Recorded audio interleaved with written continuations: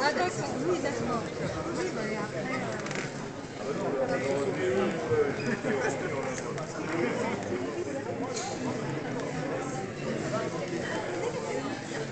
Bonjour.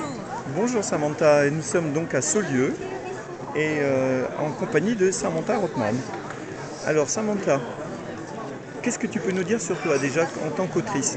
Alors, donc je m'appelle Samantha Rothman, j'ai 33 ans, j'ai une formation d'ingénieur Oui. et donc actuellement je suis auteure de 3 livres. Donc le premier c'est un témoignage sur le harcèlement scolaire. Donc mémoire d'un serpent à lunettes. Absolument. Donc serpent à lunettes, est-ce que ça a un rapport avec le fait que tu aies des lunettes? Tout à fait.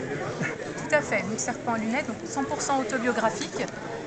Alors ça couvre une large période de ma vie, c'est-à-dire même du primaire jusqu'aux études supérieures et même jusqu'au début de ma vie professionnelle. J'ai commencé en tant que prof de maths en collège, donc j'ai trouvé que tout ça, ça formait un ensemble assez cohérent, parce que ça parle des études. D'accord. Alors, ça commence quand je suis écolière, parce que moi, si vous voulez, j'avais des facilités en classe et j'en ai beaucoup souffert, on va dire. Mais maintenant, j'en ai fait une force.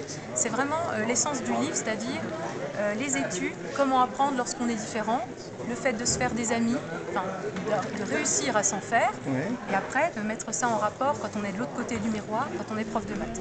Voilà, ça D'accord. c'est mémoire d'un Alors, serpent à lunettes. quand on est différent, donc différent, c'est le fait de réussir ses études ou le fait d'avoir des lunettes? Parce que les deux ne sont pas forcément très différents en fait. C'est plus une façon de penser, une façon d'apprendre, une façon de se comporter. Vous voyez, quand on est... moi je me sentais un petit peu comme une extraterrestre, vous voyez. Ouais. Voilà, c'est plus ça. Ok, et c'était mal perçu par les autres élèves? Oui. Ok. Donc ensuite, j'ai vu que tu avais fait une bande dessinée. Voilà. Et bien alors ça, c'est une bande dessinée que j'ai faite quand j'étais adolescente justement. D'ailleurs ça se voit, hein, les dessins sont assez authentiques. Et j'ai décidé de l'éditer cette année, au mois de mai. Donc j'ai tout recolorisé.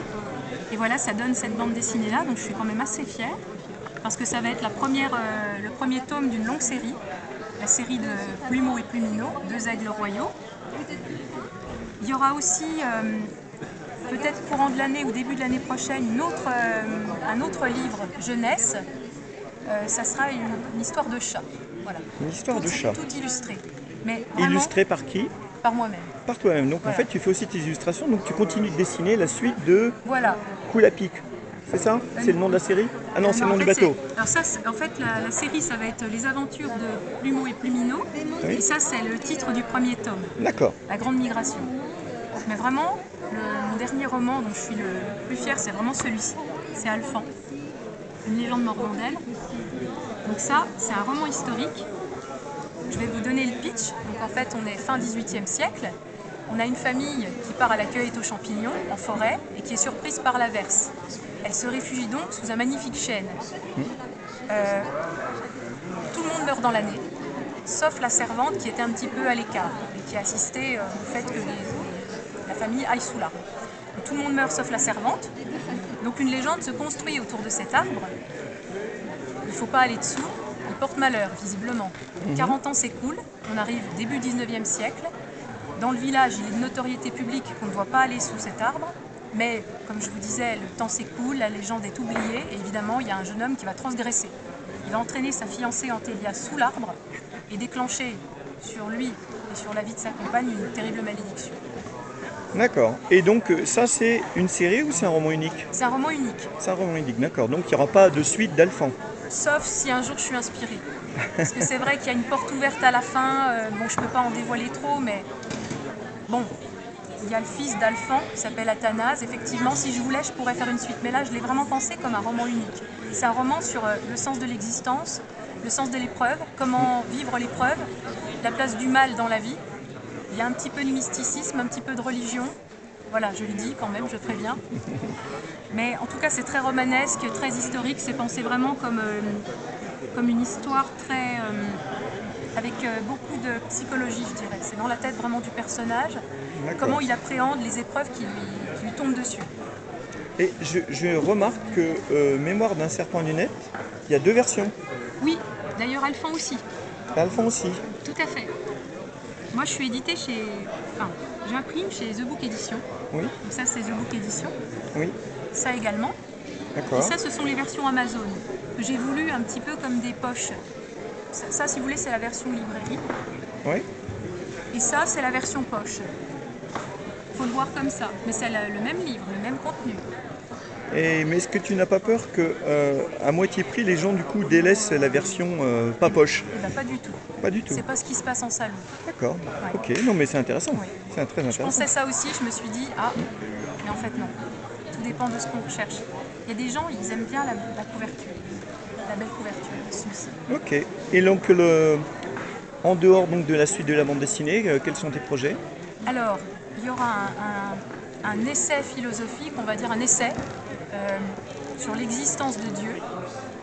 Sur l'existence Ouais. de Dieu. Je voulais faire au départ une compilation des preuves en faveur de l'existence comment dire, qui invalide l'existence. Et Oui. en fait, je me suis rendu compte, mais bon, parce que c'est très subjectif tout ça, Très. évidemment, que je trouvais tous les contre-arguments. C'est-à-dire tous les arguments contre, j'arrivais à les démonter assez facilement.